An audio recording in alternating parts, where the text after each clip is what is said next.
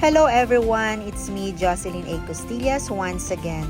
Join me as I give you a tour of Prisma Residences, a ready for occupancy project in Pasig City. Our clients for today are looking for 3-bedroom units and we're going to show them the 3-bedroom model unit. Tara, join us!